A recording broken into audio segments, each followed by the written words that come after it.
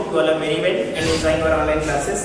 बेटा आज हम लोग का चैप्टर 4 था कॉलोनीज एंड ट्राइबल सोसाइटीज, इसका आज हम सेकंड वीडियो इसके लिए करके आपके सामने उपस्थित हैं। और आज हम लोग पिछले वीडियो मैंने काफी चीजों को आपको इस देखिए, ये जो चैप्टर है पर्टिकुलर एक कहा जा सकता है कि उतना इम्पोर्टेंट आप लोग की बुक में इसका जो महत्व है वो सिर्फ इस बेसिस पे ज्यादा है कि उस समय की जो भारत में ट्राइबल सोसाइटीज थी और अंग्रेजों ने भारत में जिस तरह से कॉलोनियलिज्म की जो रणनीति अपनाई उसके बारे में हम लोग को स्पेसिफिक रूप से जानना था।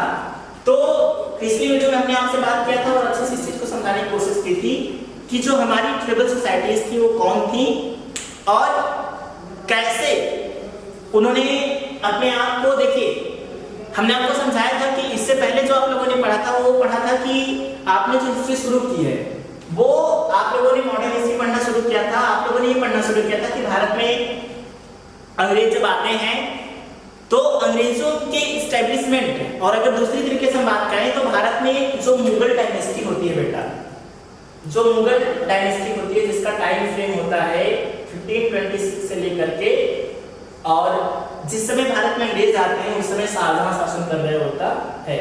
तो आपने इस बात को समझा था इस चैप्टर में कि शाहजहां की परमिशन, ये बात है 1609 की, उसके परमिशन के बाद से जब अंग्रेज भारत में इस इंडिया कंपनी को एस्टेब्लिश करते हैं तो बहुत ही कूटनीतिक तरीके से बहुत सारी पॉलिसीज को अपना करके वो भारत में अपने आप को मजबूत करते हैं। और न सिर्फ वो मजबूत करते हैं बल्कि आगे चल करके भारत का जो पॉलिटिकल जो होता है, जो भारत के जो राज्य करने का जो भारतीय राजाओं का जो अधिकार होता है वो भी उसको हड़प लेते हैं। और फिर भारत में पूरी तरह से एक टाइम ऐसा आता है कि अंग्रेजों का भारत में शासन होता है। ये सारी चीजें बेटा अचानक नहीं होती हैं, मतलब अचानक ऐसा नहीं होता है कि अंग्रेज भारत में आते हैं और तुरंत भारत में राज उनका शुरू हो जाता है। आप इस बात को अच्छे समझ रहे होंगे और आप लोगों ने सीखा भी था कि 1600 में जब पहली बार जब ब्रिटेन में जब ईस्ट इंडिया कंपनी के लिए चार्टर पारित होता है, 1630 में पहली फैक्ट्री सूरत में खुलती है। तो आप इस बात को समझिए कि 1630 में पहली फैक्ट्री खुलती है, फिर 1757 में पहली बार प्लासी का युद्ध होता है जिसमें सिराजुद्दौला मतलब कोई एक भारतीय नवाब या राजा अंग्रेजों के विरुद्ध में युद्ध करता है। इस 1757 से भारत में अंग्रेजों का विरोध की एक भावना शुरू होती है और फिर 1764 में बक्सर का युद्ध होता है। तो इस तरह से जो कंपनी सिर्फ व्यापार करने के लिए आई थी उसकी जो इच्छा, जो मंशा थी वो अब धीरे धीरे भारत के जो राजा थे, जो लोग थे, उनको समझ में आ चुके थे कि भारतीय में ईस्ट इंडिया कंपनी सिर्फ व्यापारिक कंपनी नहीं है बल्कि भारत में ये और भी कई रीजंस हैं जिसकी वजह से भारत में है। जब हम इस चैप्टर में जब हम जहां पर इस समय हैं, जहां पर हम जिस बारे में बात कर रहे हैं वो ये है कि ईस्ट इंडिया कंपनी भारत में स्थापित हो चुकी है। अब वो एक कंपनी नहीं महज बल्कि भारत के प्रशासनिक चीजों में भी उसका हिस्सा है। भारत में गवर्नर जनरल, अंग्रेज अधिकारी, तमाम बड़े बड़े पदों पर अंग्रेज अधिकारी नियुक्त हैं और भारत का जो शासन है वो अब अंग्रेजों के द्वारा चलाया जा रहा है। इस चीज को हम लोगों ने इस चैप्टर में यहाँ तक समझा था। हम लोगों ने जाना था कि जो अंग्रेजों का शासन था, जो उनका भारत में शासन करने का जो टाइम पीरियड था, उस टाइम पीरियड में भारत के जो किसान थे या फिर जो भारत के, अब किसानों के बाद हम लोगों ने ट्राइबल सोसाइटीज के बारे में जाना। किसानों के बारे में आप लोगों ने जाना था कि अंग्रेज अधिकारियों के द्वारा बनाए हुए नए नए तरीके के कानून, कर देने की अलग अलग टैक्सेस लेने चुकाने की अलग अलग सिस्टम्स, अलग अलग विधियां, इन सबको जब आप लोगों ने देखा तो आपने ये चीज को समझा होगा कि कैसे कंपनी ने भारत में जो उसके अधिकारी थे उन्होंने शासन करने के लिए, अपनी कंपनी को मजबूत करने के लिए भारत की जो रियल कंडीशन थी उससे उनका कोई लेना देना नहीं था। उन्हें भारतीय किसानों से अगर टैक्स चाहिए था तो चाहिए था, चाहे वो खेती की पैदावार रिसर्च हुई हो या न हुई हो। तो ऐसी कुछ चीजों से उनकी जो प्रशासनिक एडमिनिस्ट्रेटिव जो चीजें थी उसके बारे में भी झलक मिलती है कि उनका जो शासनकाल था वो भारतीय जो लोग थे उनके लिए कहा जा सकता है कि बहुत ही अधिक एक तरह से आप कह सकते हैं कि शोषण करने वाला था। उसमें भारतीय जो लोग थे वो पूरी तरह से संतुष्ट थे। अब हम बात कर रहे हैं उन्हीं कुछ लोगों में अपनी ट्रिबल सोसाइटीज के बारे में। हमारी जो ट्रिबल सोसाइटीज थी बेटा, ये इस अंग्रेजों से पहले ऐसा नहीं था कि इनकी लाइफ में हस्तक्षेप नहीं हुए थे। हस्तक्षेप मतलब बेटा इंटरफेयर। इनकी जो लाइफ थी वो लीग से थोड़ी सी हटके थी। आपने इस बात को समझा था पिछले वीडियो में कि नॉर्मल तरीके से अपने जीवन को शहरी सभ्यताओं हम लोग की तरह नॉर्मल पीपल्स की तरह तो नहीं जी रहे थे। ये शहर से दूर के इलाकों में रहते थे।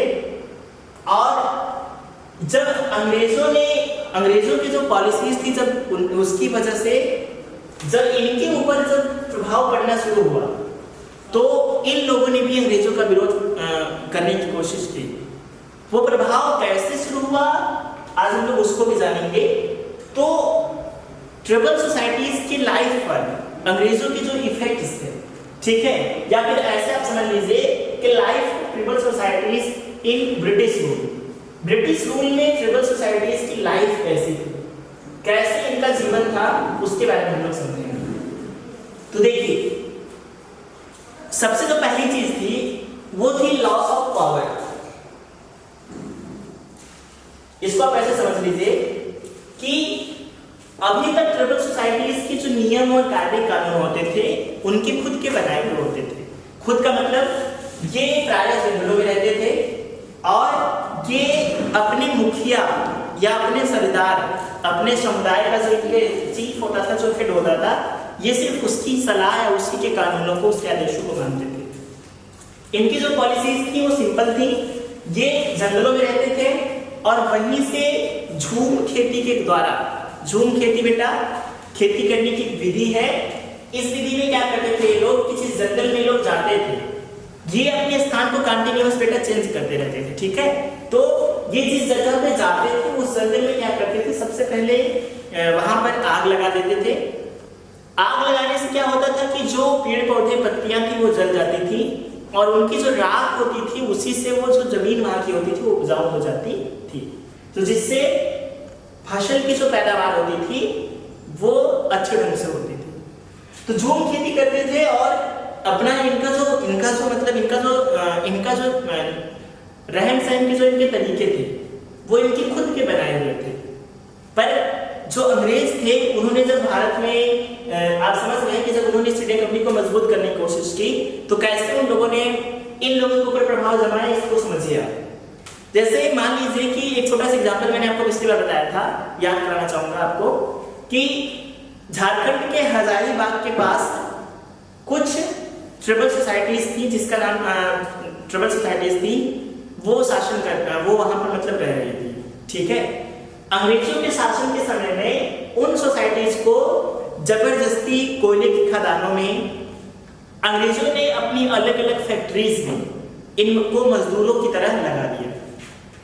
इन ट्रिबल सोसाइटीज को मजदूरों की तरह इस्तेमाल किया और जो आप कह सकते हैं कि जो मजदूरी के बदले में जो पैसे मिलते थे कई बार वो ठेकेदारों के द्वारा इनको दिया तक नहीं जाता था।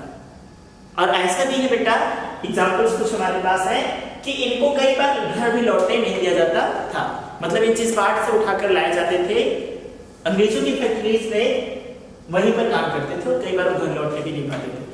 तो इनकी शक्ति को तो समाप्त किया ही गया। दूसरी जो तीन चीज थी बेटा, ये अंग्रेजों के शासनकाल में अंग्रेजों ने इनका जो लाइफ स्टाइल थी उसको बदलने की कोशिश की। जैसे अभी तक इनको व्यापार से इन चीजों से कोई मतलब नहीं होता था, पर अंग्रेजों ने इनसे खेती करवाने की, क्योंकि जिस जगहों पे रहते थे वहां पर अधिकतर जंगल या उपजाऊ मिट्टी, अच्छे खेत हरे भरे होते थे।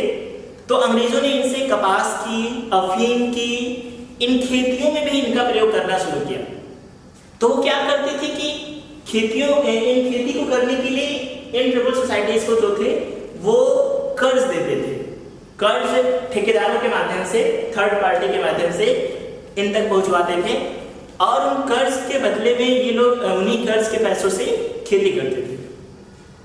पर ये जो साइकिल था कर्ज का बेटा, इस साइकिल में ये खेती करते थे, फिर उस जो पैदावार होती थी उसको बेचते थे ठेकेदारों के माध्यम से। पर इस साइकिल में हमेशा ये कर्ज में ही डूबे रह जाते थे। मतलब कभी भी ये अंग्रेजों के जो कर्ज इनको ठेकेदारों के माध्यम से मिलता था, उस कर्ज को कभी भी ये लोग एक तरह से उसको पूरी तरह से चुका नहीं पाते थे, क्योंकि एक सीजन खत्म हुआ, उसकी फसलों को इन लोगों ने बेचा। क्योंकि कई बार मतलब जो खास बात थी बेटा वो ये थी कि अंग्रेज अधिकारी इनसे, चाहे वो कपास हो चाहे अफीम हो, जो भी हो, उसको बहुत ही सस्ते दामों पर इनसे खरीदते थे। इन ट्रिपल सोसाइटीज से अंग्रेज, चाहे वो अफीम रही हो चाहे कपास रहा हो, इनको बहुत ही सस्ते दामों पर इनसे खरीद करके उनको ऊंचे दामों पर बाजारों में बेचते थे। इसकी वजह से कर्ज की स्थिति इन पर बनती गई और ये लगातार ये जो ट्रिपल सोसाइटीज थी वो कर्ज में डूबती चली गई। ठीक है, तीसरी जो चीज थी बेटा सबसे इंपॉर्टेंट इन ट्रिपल सोसाइटीज के लिए, वो ये थी कि इनके लाइफ स्टाइल में परिवर्तन। देखिए मैंने कहा आपसे कि ये आदिवासी थे, मतलब ये जो शहरीकरण था, ये जो तमाम तड़क भड़क जैसा था, इन तमाम चीजों से हमेशा अवैध रहते थे। लेकिन अंग्रेजों की पॉलिसीज ने इनको समाज से जोड़ने की कोशिश अंग्रेजों ने की और उस कोशिश में ये पूरी तरह से विफल रहे। चौथी जो चीज थी बेटा जिसको आप लोग अच्छे समझ लीजिए, वो थी अंग्रेजों की फॉरेस्ट पॉलिसीज। अंग्रेज जंगल पर जब भारत में सिंध कंपनी के जब अधिकारी भारत में राज करने लगे तो उन लोगों ने फॉरेस्ट के लिए नए नए कानून बनाए और उन कानूनों की वजह से जो ये सोसाइटी, जो समुदाय के लोग जो जंगलों में ही प्राय रहा करते थे और बेसिकली जंगल में ही हमेशा रहा करते थे बेटा, उनकी इन पॉलिसीज से जो ये जंगल में रहते थे इनके ऊपर बहुत ही प्रभाव पड़ा। जैसे मैंने आपसे कहा कि झूम खेती ही इनके खाने पीने, इनके जीने का जो सबसे बड़ा जरिया था वो झूम खेती थी। तो अंग्रेजों ने झूम खेती के ऊपर प्रतिबंध लगा दिया, मतलब मना कर दिया, यह कह करके कि झूम खेती से जो हमारा एनवायरमेंट होता है उस पर इफेक्ट पड़ता है, आप लोग जंगलों में जलाते हो पेड़ पौधों को। और इनकी जो पॉलिसीज थी उस पॉलिसीज के तहत जंगल में लकड़ी नहीं काट सकते, तो ये छोटी छोटी पॉलिसी, जंगल में खेती नहीं कर सकते, लकड़ी नहीं काट सकते, झूम खेती के लिए मना कर दिया गया। तो अंग्रेजों की इन फॉरेस्ट पॉलिसी से भी इन ट्राइबल सोसाइटीज को बहुत नुकसान हुआ। अंग्रेजों ने इनसे जो खेती करवाई, उन खेती से भले ही कर्ज देते थे ठेकेदारों के द्वारा, पर उन कर्जों को कभी भी उन कर्ज से कभी भी ये ट्राइबल सोसाइटीज मुक्त नहीं हो पाती थी। इनकी जो शक्ति थी हमेशा वो अब धीरे धीरे अंग्रेजों के पास मतलब अंग्रेज अधिकारी जो होते थे इनको इनको दबाना शुरू कर देते थे।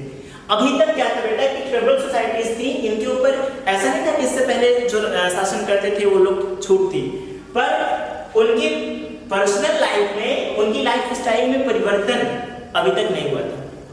पर अंग्रेजों के काल में, अंग्रेजों के दौरान ब्रिटिश रूल में क्या होता है कि जब ये फैक्ट्रीज में काम करने के लिए आते हैं तो इनको सैलरी नहीं दी जाती, इनको कई बार घर तक लौटने नहीं दिया जाता। तो ये तमाम छोटी छोटी चीजें थी जिससे एक बैकग्राउंड बनता है बेटा। एक बैकग्राउंड का मतलब होता है कि एक विद्रोह, मतलब एक उनके विरोध में आने की एक भावना इन ट्राइबल सोसाइटीज के अंदर आ जाती है। और फिर पहला जो हमारी जो हिस्ट्री में जो पहली बार जो ट्राइबल सोसाइटीज विद्रोह करने के लिए तैयार होती हैं उसका नाम है बेटा खासी विद्रोह। ठीक है, खासी में क्या होता है कि ये बात है 1829 की, इसको आप लोग समझिएगा अच्छे से।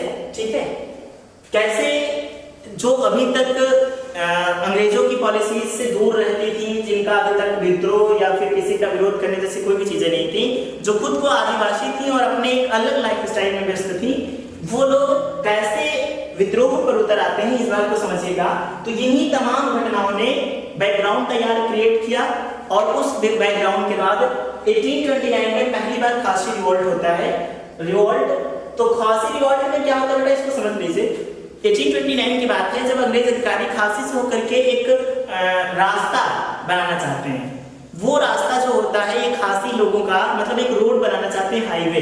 ठीक है, तो खासी लोगों के द्वारा उस रोड का विरोध किया जाता है। इनका कहना होता है कि ये उस अगर जगह से जाता है, अगर वो रोड हाईवे जाएगा तो कई चीजें जैसे इनकी खेती प्रभावित होगी, इनके रहन सहन का तरीका प्रभावित होगा, इनके जो जानवर जो तमाम चीजें हैं वो सारी चीजें जो है वो अनबैलेंस्ड होंगी।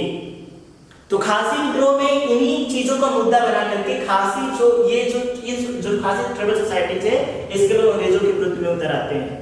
और 1829 के इस विद्रोह के साथ ही भारत में पहली बार ट्राइबल सोसाइटीज के द्वारा अंग्रेजों के खिलाफ कोई रिवोल्ट किया जाता है। इस रिवोल्ट में क्या होता है बेटा कि ये 4 साल तक ये संघर्ष अंग्रेजों से चलता है, पर फिर अंग्रेजों के द्वारा बुरी तरह से ब्रूटली तरीके से इनको इस दबा दिया जाता है। फिर उसके बाद हम बात करेंगे, थोड़ा सा आगे बढ़ेंगे, 1849 में नागा लोगों ने विद्रोह किया। नागा बेटा एक जनजाति है, एक आदिवासी जनजाति है। इन लोगों ने अंग्रेजों के सामने अपने इन्हीं मांगों को लेकर के विरोध किया, रिवोल्ट किया, और जस्ट इसके 1 साल बाद ही 1850 और 1851 में अंग्रेजों के द्वारा नागा लोगों को भी समर्पण करने के लिए विवश कर दिया जाता है। नागा लोगों को भी उनके विद्रोह को समाप्त कर दिया जाता है।